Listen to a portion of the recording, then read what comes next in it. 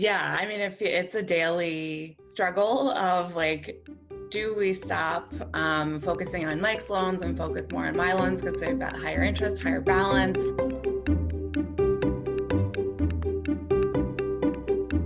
Welcome to the Personal Finance for PhDs podcast, a higher education in personal finance. I'm your host, Emily Roberts.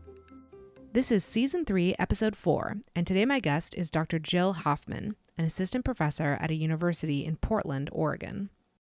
Jill and I discussed the reasons behind the big financial decisions she and her husband have made in recent years, specifically to pursue public service loan forgiveness for her student loans while aggressively paying down her husband's, and for her husband to be a stay-at-home parent to their toddler daughter. Jill writes about how she manages her academic and personal life on her website, Toddler on the Tenure Track.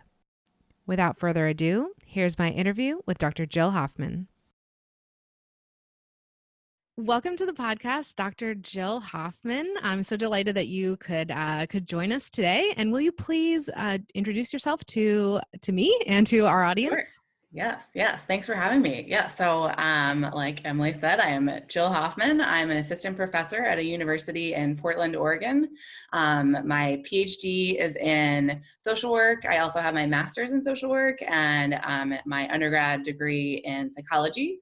And then in terms of family, it is me, my husband, Mike, and our daughter, Ellie, who is almost 3 years old. My oldest daughter is also almost 3 years old. It's a really fun time. I'm enjoying this a lot. Fun and exhausting. Yes, that as well. Okay, so you are an assistant professor, but you're here to talk about kind of your family's finances and how your and your husband's educational journeys, and specifically the debt that you took on, has affected your current career decisions. So let's talk a little bit more about, you said you're an assistant professor. What about your husband? So he currently stays home with our daughter, Ellie, so he's a stay-at-home dad.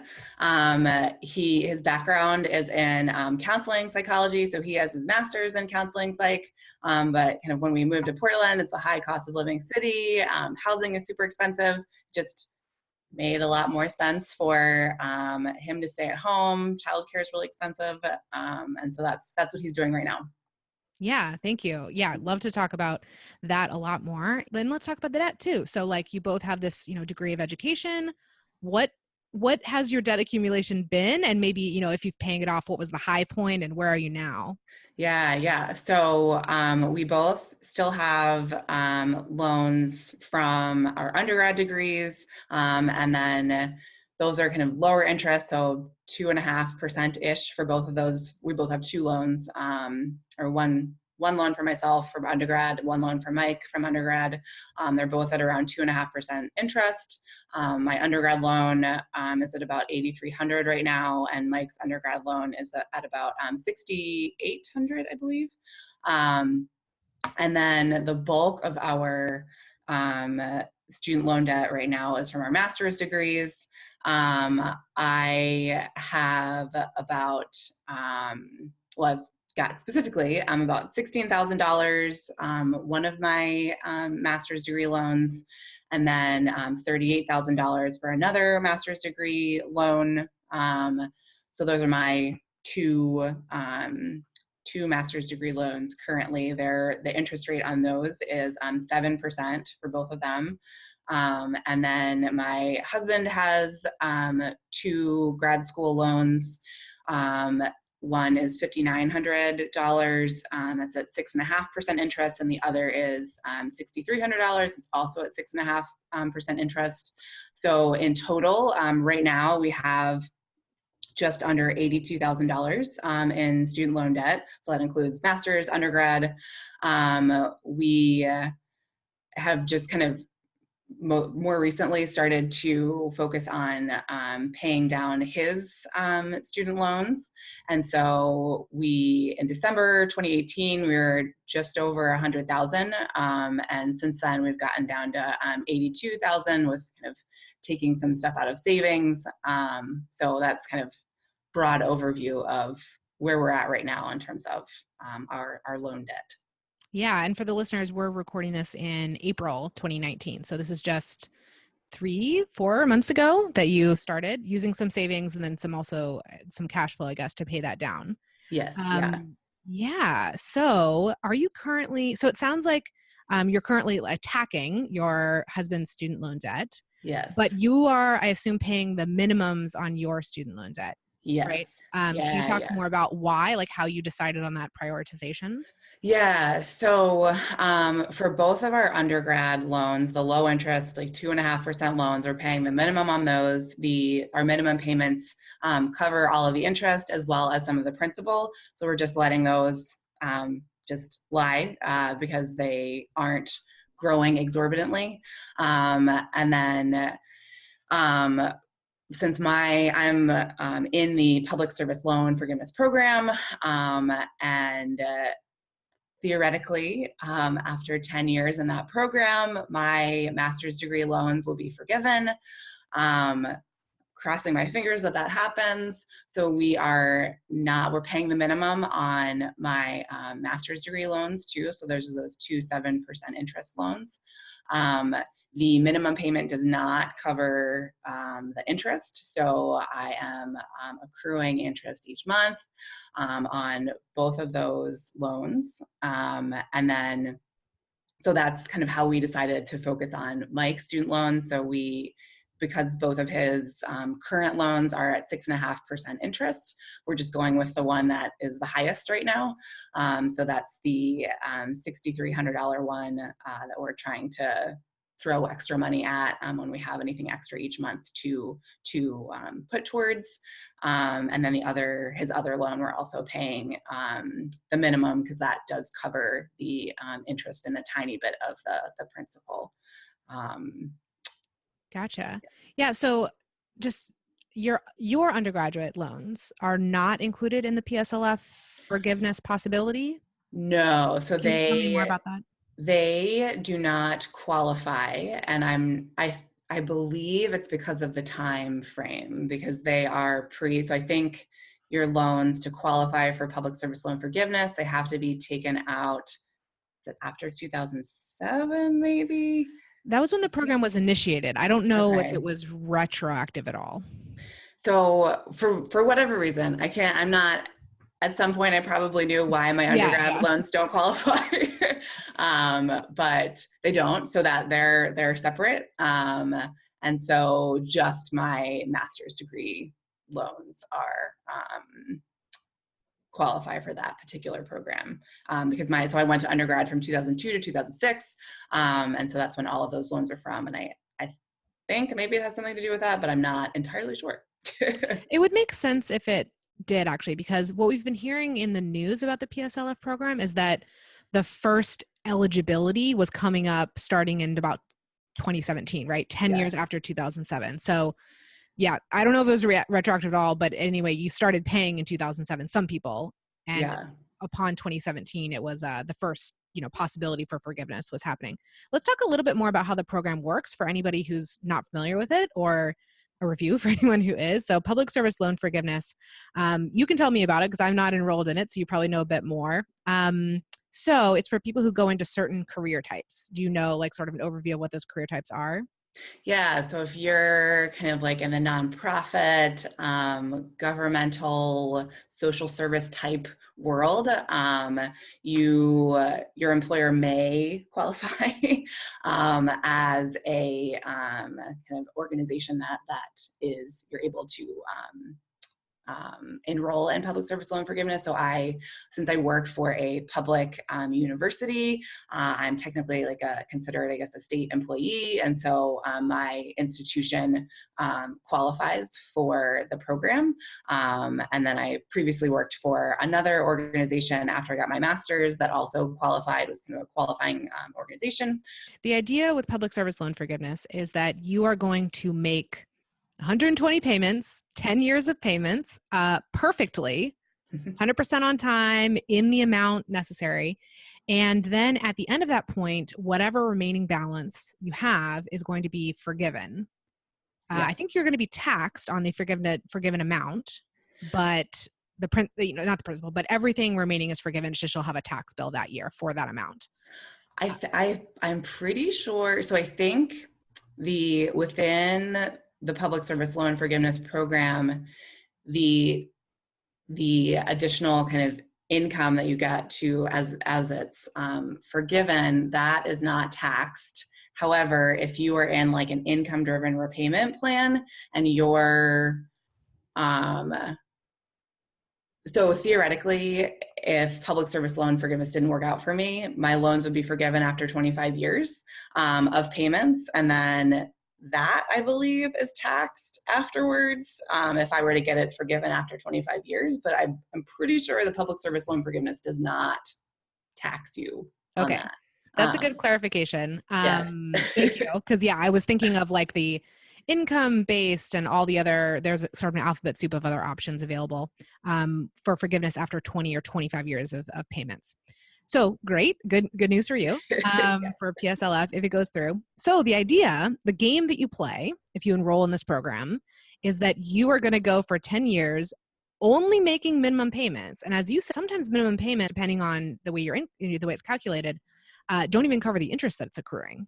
Yeah. So it's a game where you make only use the minimum payments, even if you could make more payments, and you wait for 10 years and you do everything letter perfect.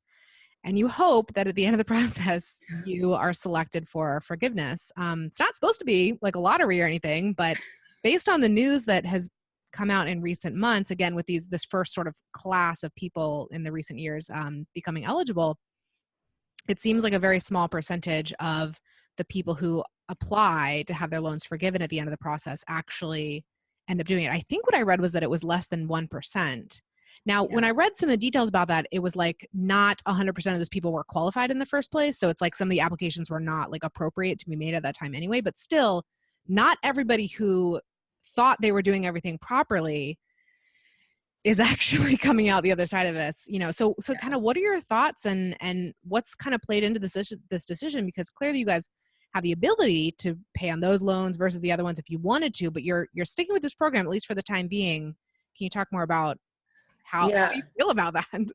Yeah. I mean, if it's a daily struggle of like, do we stop focusing on Mike's loans and focus more on my loans because they've got higher interest, higher balance? And I think, it's, I guess the thought that went into it was he's got loans. He's staying at home right now. If he were to get a job, he could potentially qualify for this program as well, depending on his employer. However, that would be 10 years of payments that we would have to go through. So it just didn't kind of on the time frame didn't make sense for him to also kind of think about that option.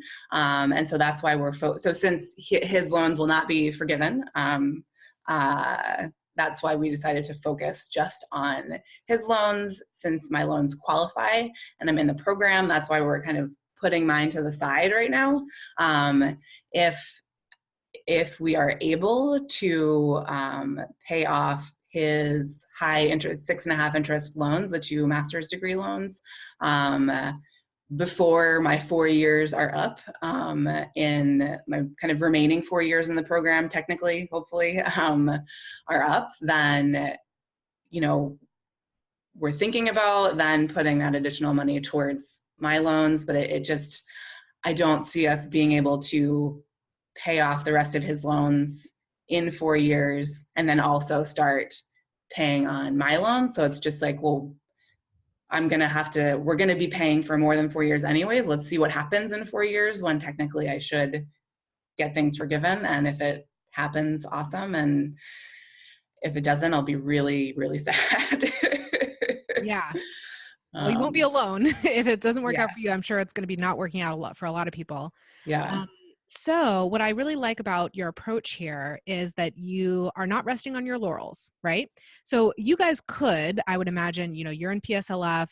Mike could probably apply for one of these income-based, various one of these programs where it's calculated off of either his income alone or your household income, depending on how you file your taxes.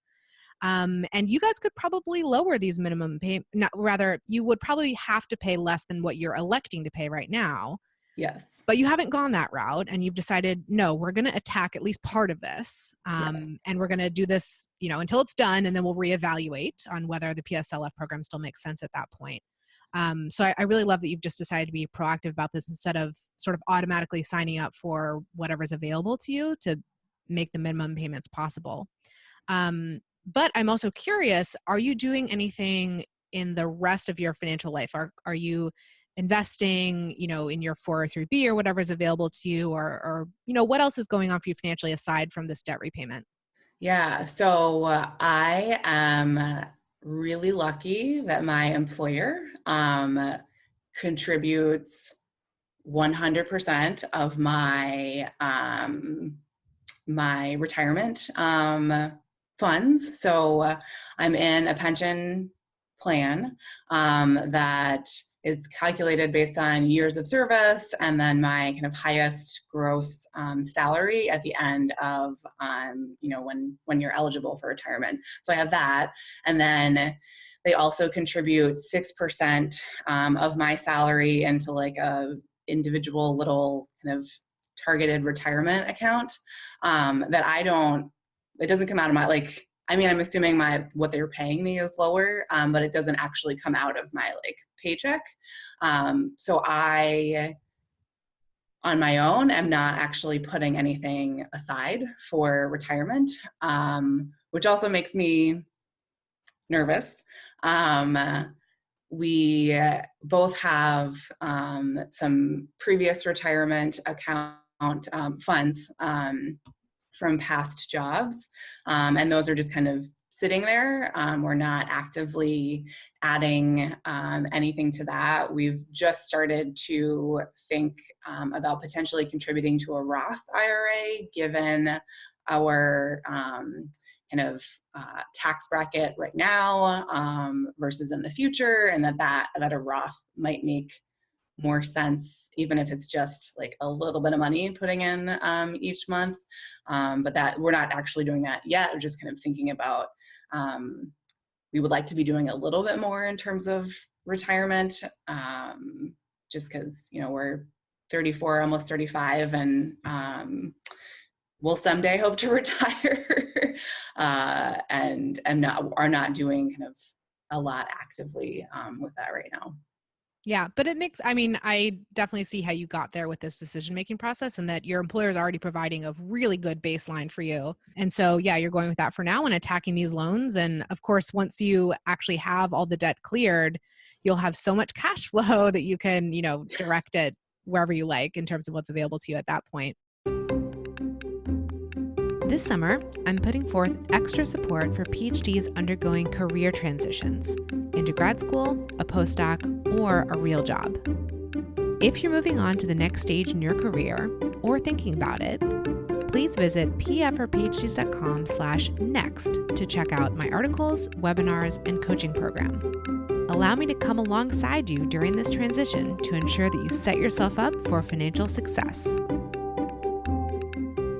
I'm curious about your decision to have your husband be a stay-at-home parent, at least for the time being, because it's an unconventional choice, especially I think for a female academic.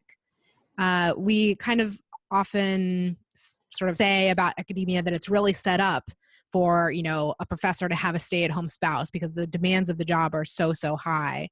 Yeah. You do have that, which is unusual for a woman. So yeah, you've kind of made an unconventional choice there. And I'm curious about how, the financial aspect of this, the finances played into that, like your debt, for example, versus his income versus your other expenses. How did you come to that decision? Yeah. So when we moved to Portland, we moved for my job, obviously, and he did not have a job lined up before we moved. And it was just kind of, we're going to move, find childcare, and then Mike will get a job, and we'll go from there.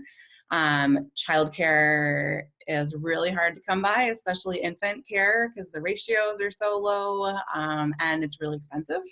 And so we put our names on a bunch of waiting lists, and just essentially kind of had to wait it out until a spot became available.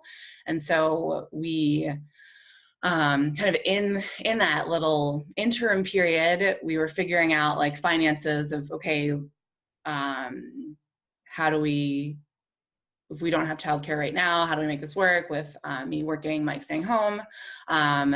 For us, we got off the wait list at one childcare center, and it was $1,500 a month for infant care. And so we said, all right, we'll take it, and Mike will start looking for a job. But then when we started, so we paid that initial first month of $1,500. I had my flexible spending account set up to take out money from my paycheck to set aside for childcare. And we had Ellie in childcare for like a week or so. I think we like really delved into our finances, saw that like if Mike's additional, if we added Mike's income, that it would be, our loan payments would probably go up to at least $1,000 a month. So right there, we had $1,000 of loan payments, $1,500 in childcare, add transit costs to that, add all of the time that it takes to spend at your job. It just, and also living in a state with a pretty high income tax, it just didn't make sense time-wise and financially for Mike to really focus on getting a job, given that he's got kind of a social service background. When we were in Ohio, which is where we lived before Oregon, he was making about $45,000-ish, and cost of living is cheaper in Ohio, but his salary still, wouldn't be as much as I was making, and it just didn't seem worth it to essentially be paying for childcare and loans with his salary. So why not stay home? And he was very excited to stay home too. So also wanted to as well. Yeah, I think that doesn't come into these discussions like enough, what you want for your family. Like, yes, because I keep up with a lot of stuff about women in career and when they have children and being mommy tracked and all this business. And I think there's plenty of financial arguments that you can make for one parent staying home, against one parent staying home. But what doesn't, I think, come into play as much in the decision is like, what do you want? Like, what does that parent want? And also, what do you want as like a family? yeah, Because personal finance is not just about numbers. It's not just about money. If there were, a marginal reason to maintain a job, even while paying for childcare and so forth, which sounds like maybe there was, you could say maybe we're getting a slight, boost to our cash flow or whatever. You still have to weigh that against, the way you want to spend your time and the sort of what you want to put your family through in terms of daily rigors of life. mm-hmm. So yeah, that's what you guys wanted to do. It's what he wanted to do. And that's lovely. So I'm glad that it also sort of made sense. Like, you're not taking a huge hit by like making that decision, which is what you are excited about doing anyway. Yeah. And we had, like, before we had kids or before we had Ellie, we, joked like, I'll work and he'll be a stay-at-home dad. And like, without thinking that was actually possible for us, given kind of the backgrounds that we have in our fields. And it's just kind of cool to think that we joked about it. And now, like, here we are, we're living it. And then, we're glad that we were able to make that decision. Yeah. And is there any advice that you would give your past self, financial advice you'd give your past self as you're going through maybe undergrad or graduate school? Like, do you think that there were any missteps along the way that you could have avoided? Or this is like, no, this is kind of how it had to be for us to get to this point, and you're happy with this point, presumably? Yeah, I mean, I think on my part, I think there were a couple of things that I could have certainly done differently I think I still would have ended up with a significant amount of loans, but I think I could have reduced them by a lot. So I went to school out of state for both my undergrad and my master's, which adds a lot more to your debt afterwards. So I think not going out of state to kind of get that tuition reduction if you're going in state.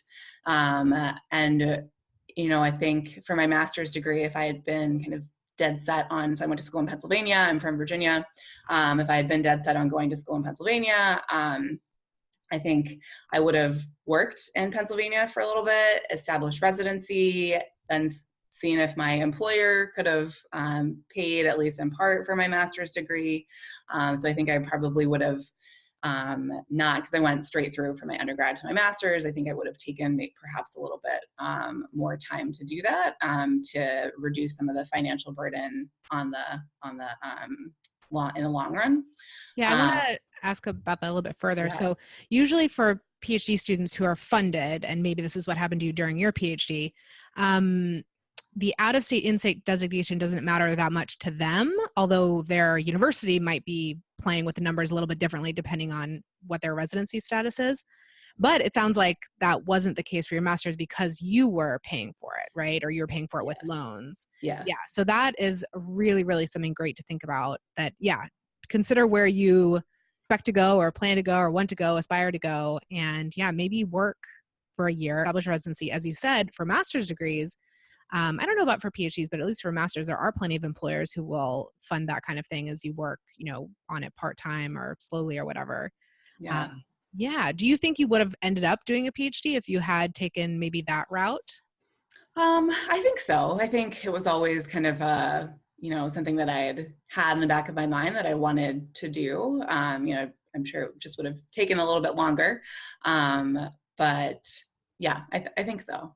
And I will say too that my PhD was completely funded, so I wasn't thinking about kind of, because I went to school in Ohio for my PhD, so I was also not a resident technically at first, but not something that I was considering because it was being funded by the program.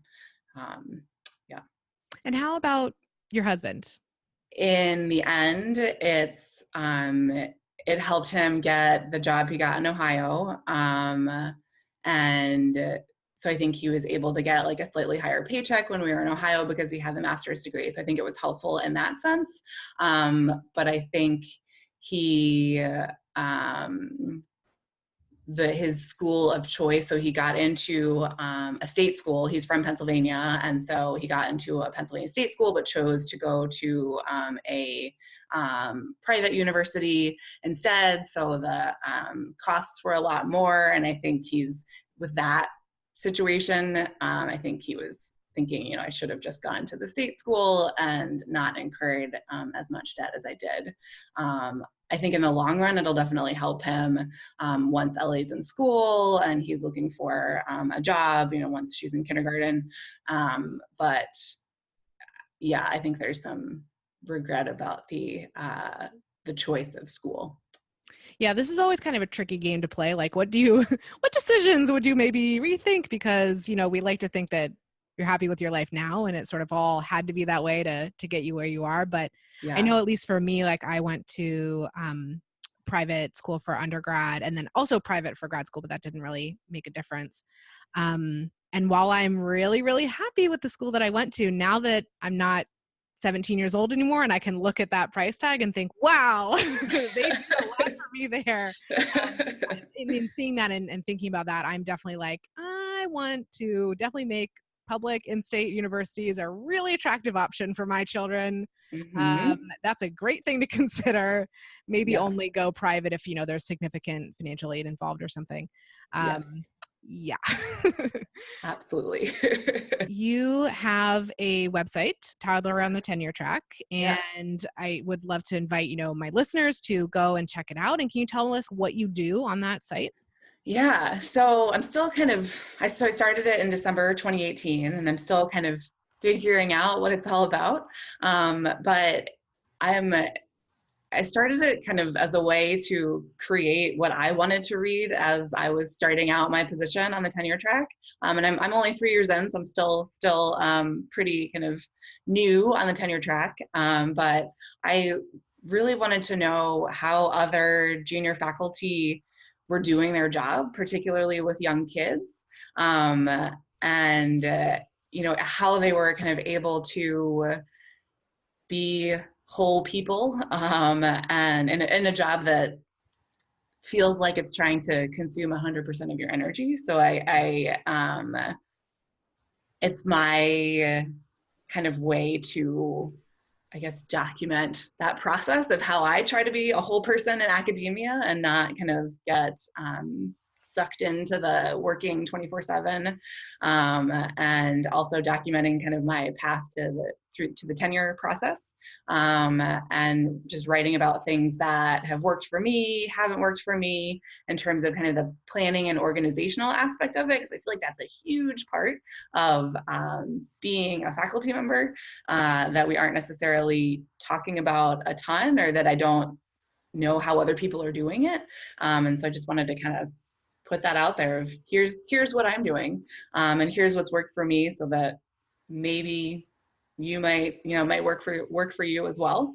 And so that's kind of, I don't know, what I'm thinking about right now is where I wanted to go. I've shared some kind of logistical pieces too of the kind of process of becoming a tenure track faculty. So we moved across the country from Ohio to Oregon, and just what that process was like. Because as I was doing it, it's like, I wish I knew somebody else who had moved with their infant and their 2 cats across the country.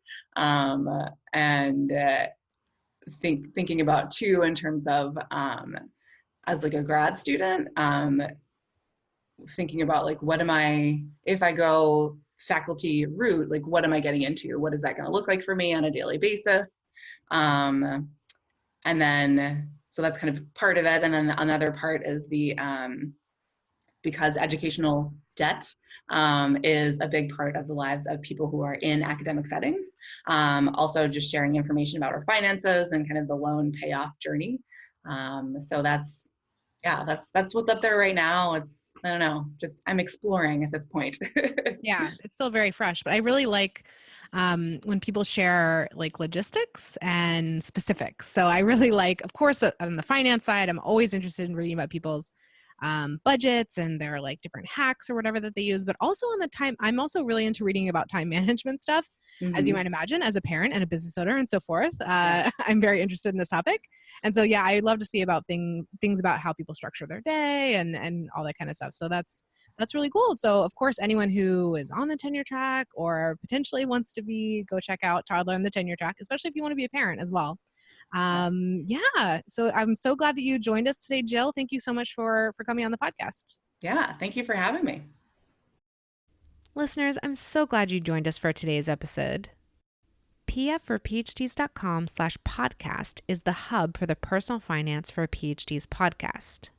There, you can find links to all the episode show notes, a form to volunteer to be interviewed, a survey, and a way to join the mailing list. I'd love for you to check it out and get more involved. See you in the next episode. The music is Stages of Awakening by Poddington Bear from the Free Music Archive and is shared under CC by NC. Podcast editing and show notes creation by Jewel Lips.